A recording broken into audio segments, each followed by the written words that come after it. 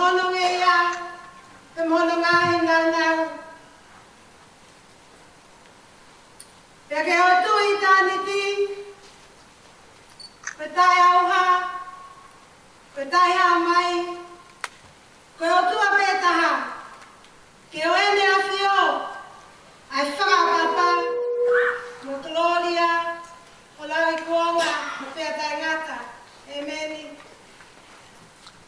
O wholofola himi, ka mata aki i tau, maranga whakawhitahi e whiawhini, ono tolu nge au, ono ko furu mātaha o himi, tolu ono taha.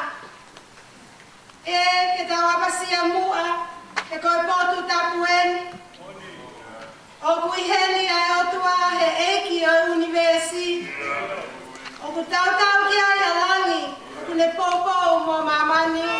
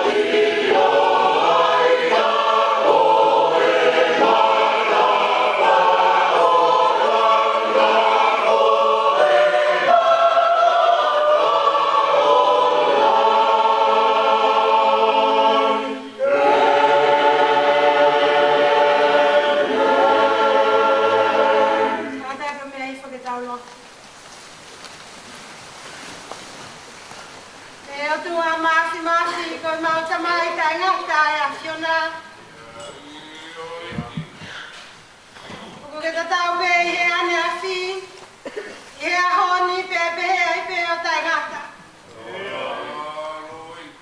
Ko ia, ko kamata anga o mautui, pe mo ngata anga o mautui. Ko ia e alifa pe mo o meka. O whangare ka lewa pe a niu a ho pule. Ka fia pe a haka i langi tawa i ho maula maari e. He o tatau me a ho palau mesi he ane a fi. E a mai ke a honi pe he pe o taingata. Nā ke whalafola ki Isleli. O e lia kovinani te whai mo whale o Isleli. Hiri ai a ko e. Ko si hoa e ni me ke tai ha mai. E ai e kula o ki loto. E te tongi ia. Ka mo ngahi loto. E te unofo ko mo o tua. E te mo unofo mai ko o kakai. Ko ia tua ku fia pe haka i langi tawa i ho maula maari e Yehova koen.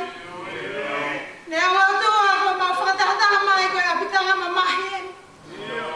E ko e apitanga mamahi fia. E a kuiai ai a manaki. Ko e a manaki o kutu i a sisu kalaisi. E ko ia ai a manaki lele. O ku mau fia mamahi ai e a koen. O tua o mau whawhetai ki a te koe ka whalele ai hou eiki. Nikolasi pa whawhanua pa mo hou eiki. Mau whawhetai ki a te koe a tua ka whalele ai tangata iki whaiwhekau sea. Mau whawhetai ki a te koe ka whalele ai sekerita lahi. Se to ata lahi pa mo haa lotu pa toa pe. Ka inga ofa, family, ka whahu. Ulu motua ka umaa. Aki nau tōru ko tō pēu maulo nuku i ho ao he ao koe. Koe tata alo whakaosi ki he ofa anga koe ni. O tua koe honi. Mau mata mea tō wheiva. E whamoni ho maulo maari e. Ki he ngahi lele. Ko ke whakatuta i mau mohui he mahi na whō koe. Mau whawhetai mo whamalo ai kia te koe. Ka tua mau whawhea ho lau maari e maani o ni. Ke a whetau lalo ka ke hifo mai. O ke whamawhana i a wheohi o ku mau whai. I e whanongo ki hau wholofola. E mo ngahi manatu me lia. Mo tata alo whakaosi ki hau whaanga koe ni. Kai tau pe ki nai mau wheohi i e whiafi koe ni. Pea ke kau pe mo ki mau tōru. Whakausia pa ke whakakakato ha mea pe ke ausia e mau lotu vai vai. Ia kalaisi pe ko alo kako mau whakamoui. Amen.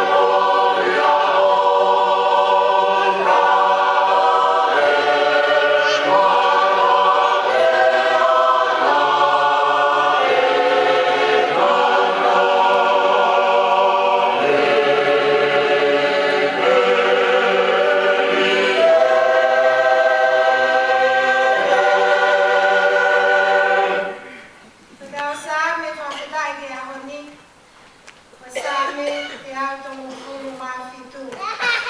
Same te au tongu fitu. Pea te taulau pe ia I he anga maheni. Te taulau whetaria. Same te au tongu furu mafitu. Nā maunofo I he ngahi me e vai o Pāpilone. Io te mautani foki I he mau manatu Ki Saione.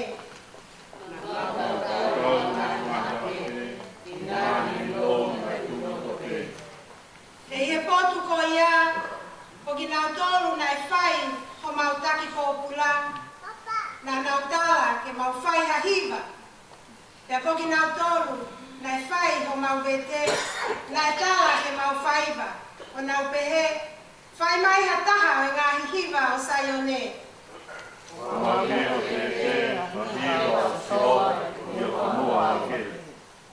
Ka pao e ngalo koe, e Jerusalema, ofa ke ngalo I hoku tō matauni ke ala.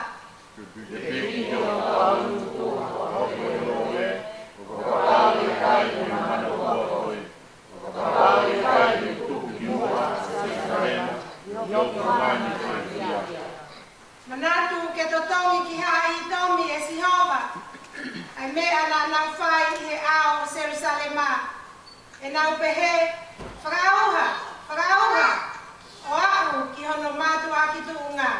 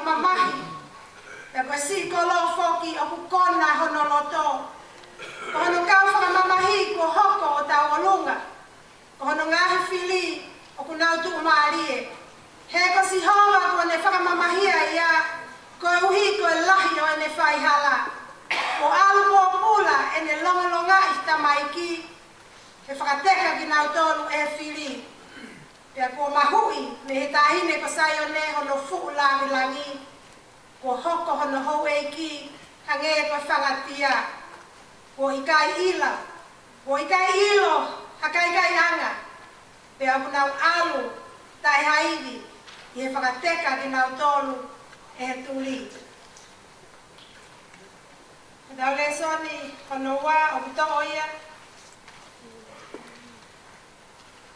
Na me hei piseri.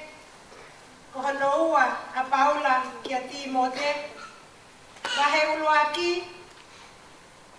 Vesi ulu aki ki hono hongo furu mawha o ko ngā. Ua Timote. Wahe ulu aki. Vesi ulu aki ki a taha wha o ko ngā. Ai au pehe hono whakarea. Tu ko au Paula, ko e apostolo a kalaisi Isu i he tutuuni ai o tua. Ko e uhia, ko e palo mesi o mo ui o ia kalaisi Isu. Ko e kutohi ki a Timote, ko hoku foha o whaanga. Ofa ke mau ke lesi moi meesi, moi melino, me he o tua ko e tamai, mo kalaisi si Isu ko hotau e ki. O ko whawhetai ki o tua, ai a ko tau ki ai aki a lotu na aku mau me he efu mātua. O whai aki a konsenisi ata. Ko e ku whamo oni ia, ki he tae motu e ku manatu i koe, i he ku ngahi kū, i he pō, mo i aho, he e ku hori, ke ta whilo aki. Ko e ku manatu ki holoi mata, kau whono fia. Io, o kua whawhetai ke ku manatu tui ta e loi o kuia te koe. Ai tui fua nofo i ho kui ko loisi. Pea moho whae ko iunisi. Pea kua whalala o kuia te koe foki. Ko ia kua whamanatu ai kia te koe. Ke hunuaki ho mawhai me he o tua. A ia o kuia te koe i he hirifaki o hoku ni mai. E koe lau maari nai fuaki e o tua kia te kitaua. Nai kai koe lau maari e anga fohi. Ka koe lau maari e anga maalohi mo ofa, mo valoki. Ko ia, oua teke maai ai whakaha o tau eiki. Pe teke maai au ko ene pōpula. Kai kehe, ke kau mo au i he kai mamahi. Koe uhi koe kosperi, i he funga o e mafi o e o tua. Aia na ne whakamoui ki tau tolu, mo ne ui ki halakanga tapu. Ko ikai ko uhi, ko hangau e tau tolu, ka ko uhi ko hono whinangalo o nā.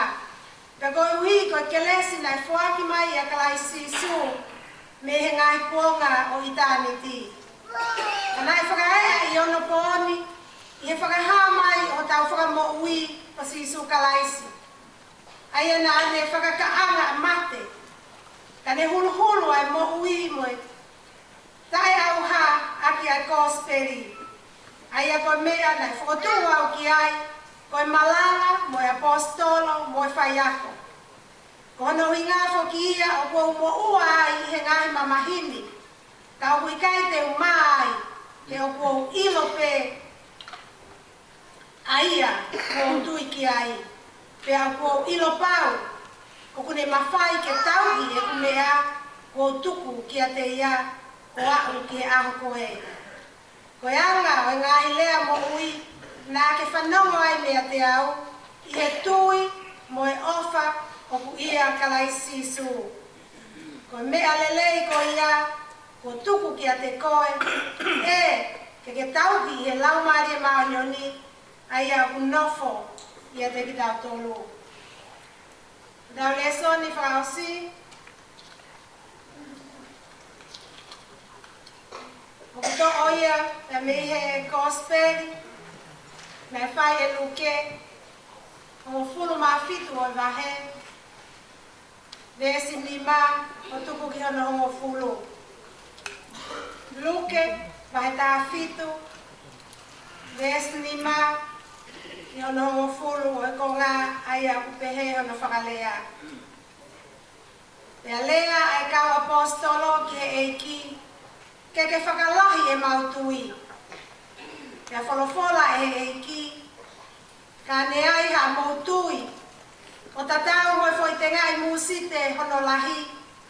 Pea i ha mo ka matalea ki e fu fiki molini. Fei mo mataaki koe. Pea hiki o tuu i tahi. Ko ne whai lewa o hange ko ho mōtala. Pea tau lau ka toko taha ia te ki mōtolu o iai e ne tamai o eiki. o ku ngowe, pe tau i manu, te he whai pe ane hau me he ngowe, te ke pehe ko aki ai, hau ange lewa o tokoto ke kai, o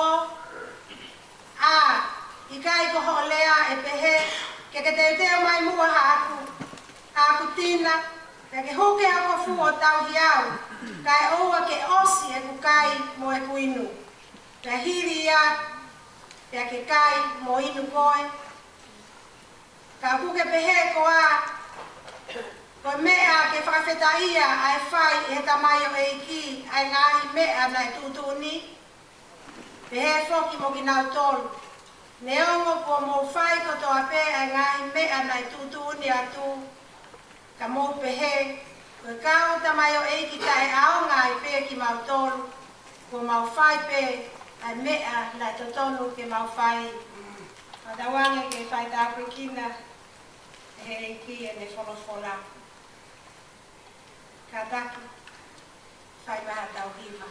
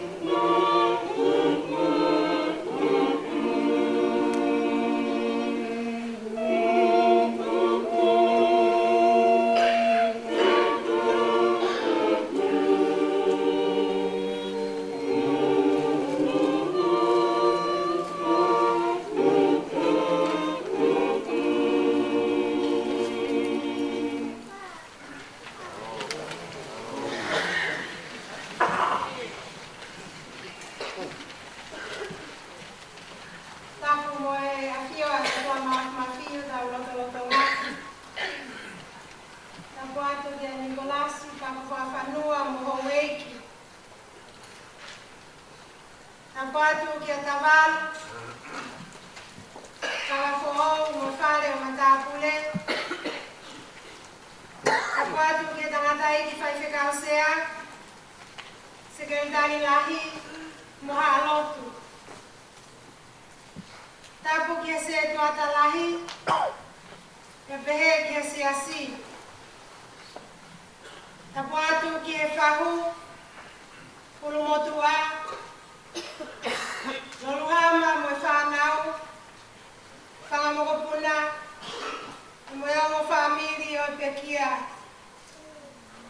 Tapuatu kia kainga ofa kotoape Kawa mahen Sola Mwevulangi Okutaukau Fakataha Etataalo Fakaosi Etau Fanga Simeleane Poyakau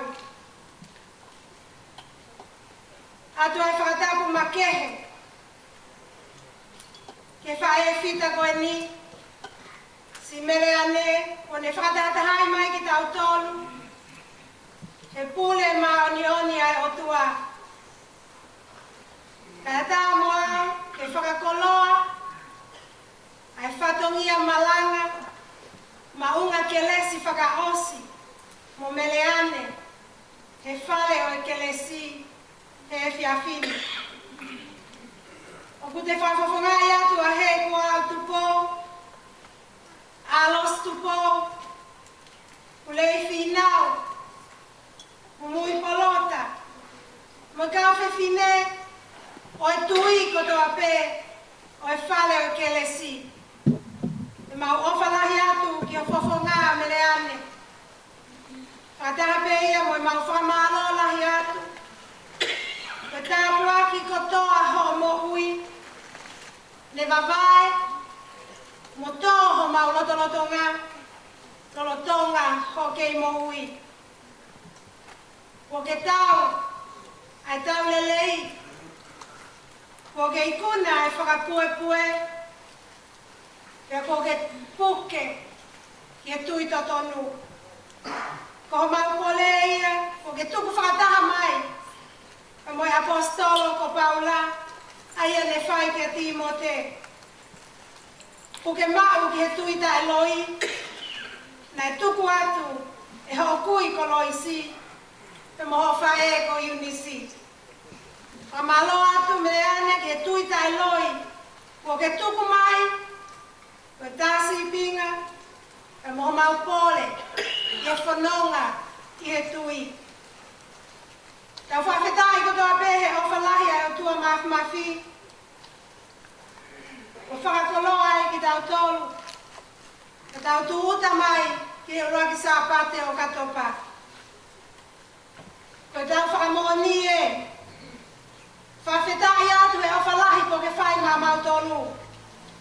Whawhetai atu he whakalewelewa, rea moa niu a ho pule maa nioni, ke whakakoloa ai a lota whare o family, lota whare o siasi, ho ui atu si o mau whaanga, o mereane ko iakau, ko e whae, ko e kui, ka koe kaunga whanonga pelikimi he tui, te mei taimi, ki tā niti.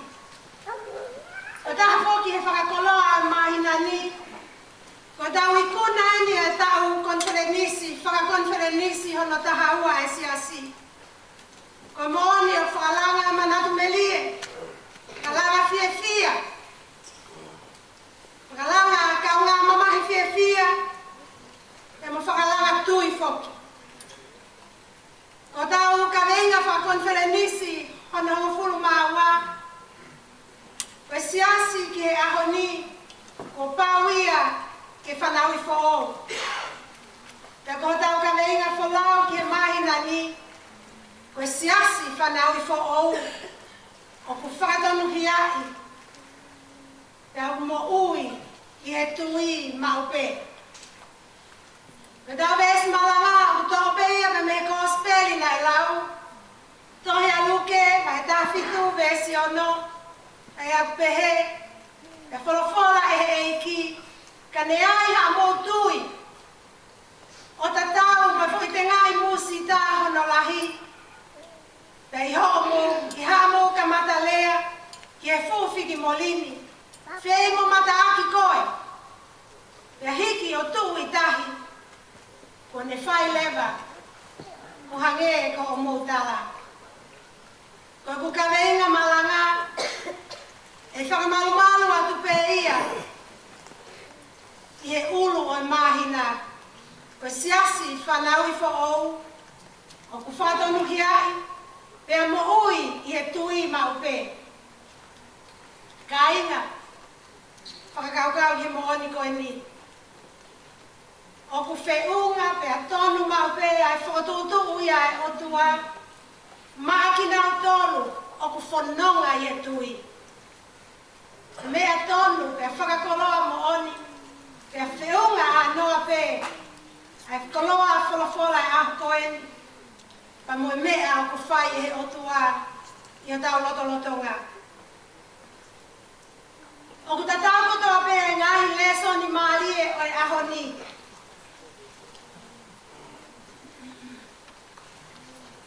Ki he afo maalie o e ngahi leso ni koe ni, koe tui. Koe whakalanga ka ngā mamahi fia ai ka inga Israelita mei Papilone. E i kai te mau hiva aki ai hiva o Saione, ai hiva o Jerusalema, e whanua o e nofo pōpula. Koe tau fia ka ngā mamahi fia te tau pe ia o ku whai e fia fini. Koe whakaana ua mamahi fia mei he Papilone o e Mo'uini, ki he Saione mo Jerusalema o e Mo'uita e ngata. Koe whakaana ua mamahi fia o e mahu inga ke whakapapaui e tau whanau i whaou. Ki he whamili mo e siasi, e whainga taa hono hiwai ai hiwa o Jerusalema whaou, ka pau e kai whakapapaui ai whanau i whaou. Ka e uhinga maalie ai fia kaunga mamahi, fia kaunga mamahi fia, o ka pau e whakapapaui ai whanau i whaou. Ko tau mamahi mo tau tengi hia, ko ngata, mo mawai e maheni, e mo whiohi o mo ui koe ni. Ka ko tau fia, hono hiwai o monu ia mo tāpu aki, o e Jerusalema whaou, mo whakatonu hia i e tui. O manatu meri e a apostolo ke ngai tō tangata, i biseli a koe ni. Ta mo e pau e whakatonu hia i e tui. A e tui ta e loi a loisi, pia mo iu nisi. Ko whakatonu hia i ai, ati i mote. Ko manatu meri e ta tau pe ia, te tau whai ke tui ta e loi a mele ane. Manusiu, mo tele wini. Ko whakatonu hia a maika, ko e whangamonga puna. Ai tui tai loi a mele ane, ko tai maari ai. Ai kau whine, i he whare o e kelesi. O te whamare more atu ke urumotu a, ka moe mātu a tangata. Ko manatu meri e ia e apostolo e ahoni, o ku ngata pe ia, te ho e whawhine. Kai kehi, ko tau whakaloto lahi e kau ti mo te he whamiri, puke ke mau ai tui mo oni. E kau ti mo te he siasi, whakahehi me he whakawhekiki, e mo mau taini mo launoa. Whakahai ki tau tōru he ae o tua, o ku tau tū, mo lau, ke whakatonu hiai ki tau tōru, mo malangai ai wholofola. Ko whaloto lahi ta tau pe ia, o ku whai e kosperio e ahoni. Ko tau palopale ma, o ku ikai mahino, mo uhinga maalie, ai mo ui,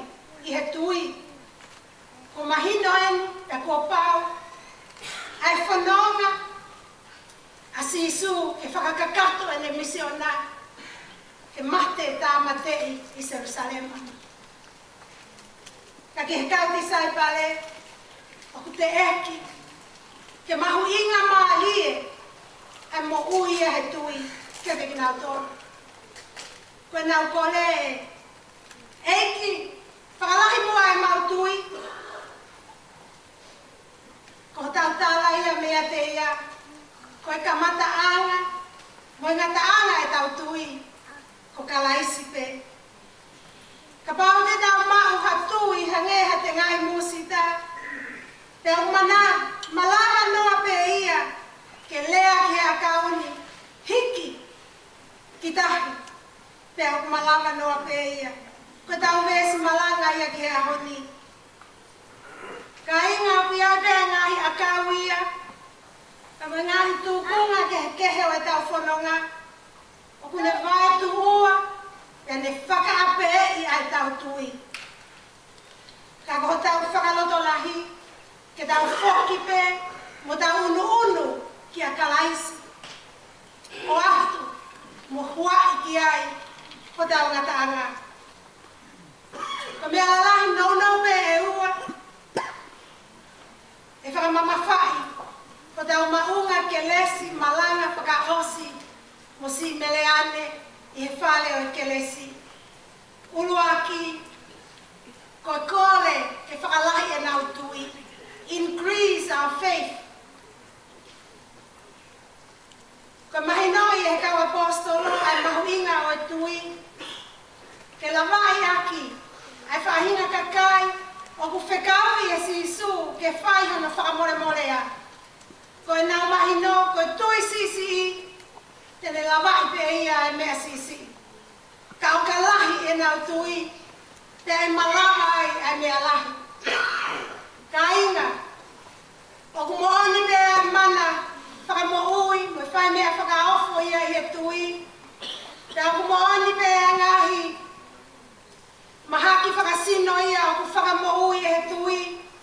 Mo ngahi mea lalahi kehe o ku tawanoa ki ai a wholofola a whekau aki pia mo e tui.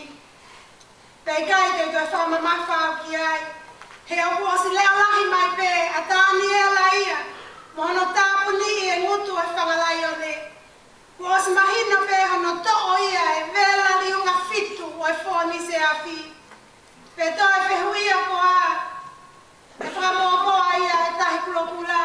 Ta mo e vai lahi. Vai ta whelahi o se o tani. Ka koe whakaofo ia, ka moe monu ia. Moe kelesi ai au sia i he tui. Koe whakalelei, moe whakamoui e ngahi kafo. Moe lawe e ngahi bā whekau aki. Restoration of broken relationship.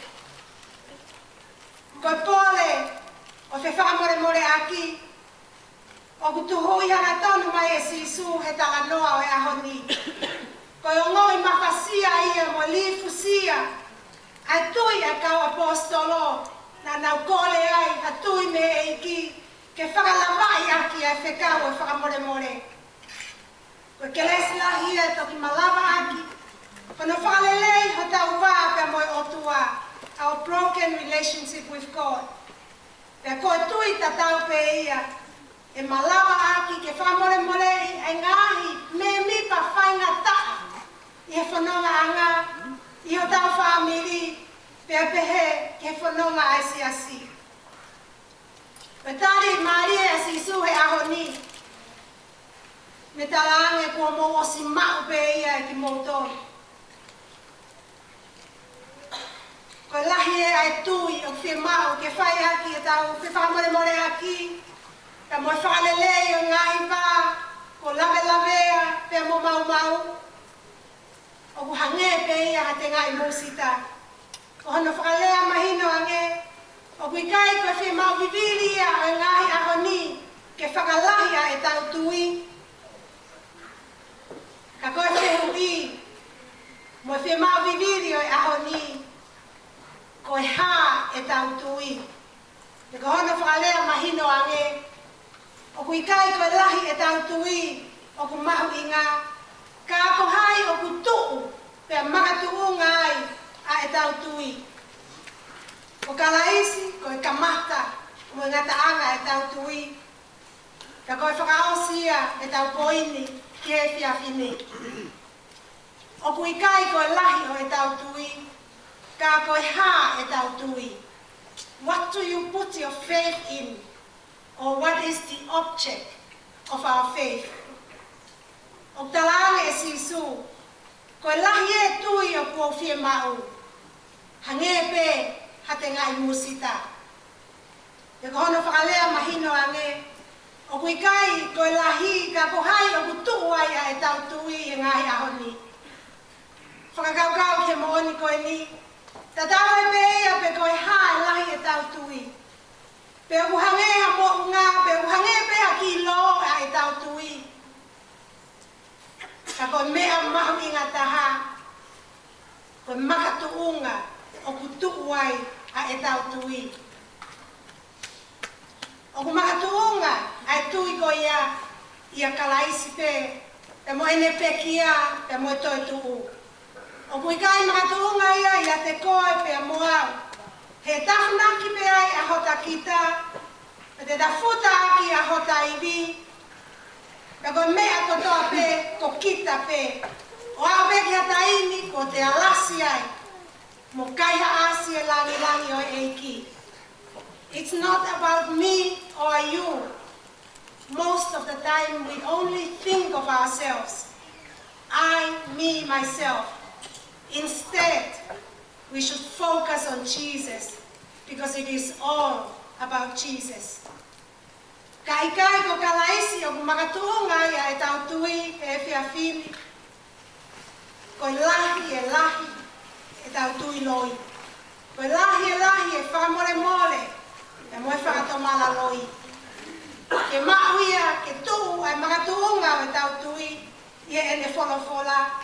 Pai toki malama lewa ke tonu ai tui. O ka pao te ta nofo, ia ene wholofola. O ka pao te ta tuku taimi, ke ta lotu. Pea ta lau ene wholofola, he ko ia e whai mea ia o ta whawhanga. Ko ia e whai mea ia o ta whakaloto lahi, ia e ta whanonga i he tui. Ko ia e whai ai o ta walo ki i, pe moho ta whakamo ui. Ka pao au te eki, e whamamau ko tui a au ia kalaisi.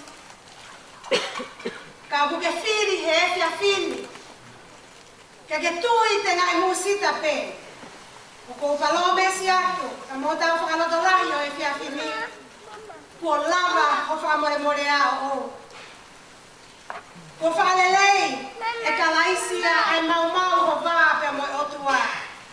E whakalelei e kalaisia ai mau he vā ho whamiri. Pe he foki he mau ho vā he siasi. Ka inga koe pole iha tau malanga i e whiawhini. O pui kai koe lahi pe koe sii e tau tui. Ka ke tau whakapapau i ho tau whakatonuhia. We are not justified by how great or small our faith is. Ka puwhai mo malama o tau whakatonuhia.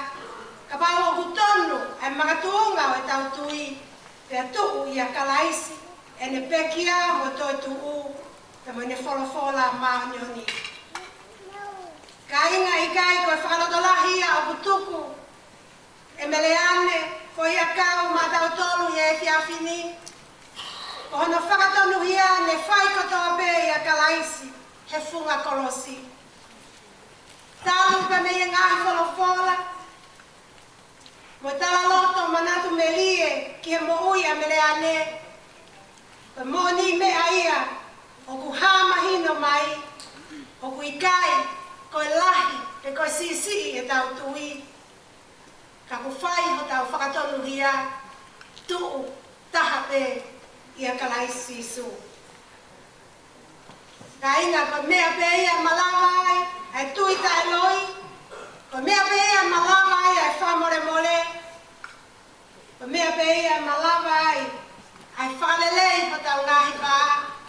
Ko mea pe ia malawa ai, e tau whakatomala tai tui. Ko tau mawai, mamahi fia ia, pa mo tau o whaanga. Si meleane foi a kau e ahon. Nai pau e ne tui a ana. E nai tupe i a kalaisi sisu. Tau puke ke mau. Ke tui mo oni. Ko ia bete ne fai ho tau whakatonu hia i. Ia tau mo ui. Aki mau pe ia. I e taimi kotoa pe. Meleane. O mau salute atu ki a te koe. Momo atu he nonga. Te mo fia maalie ai o tua. Amen. Kātaki o mea hake ke tau hiva tuku. I e tolu e au. Hiva mo fulu ma hiva o himi.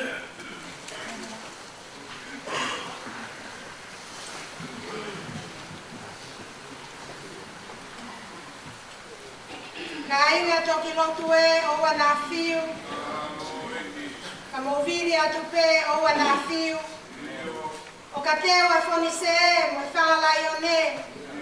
Puke ho mo lotu pe o wana fiu.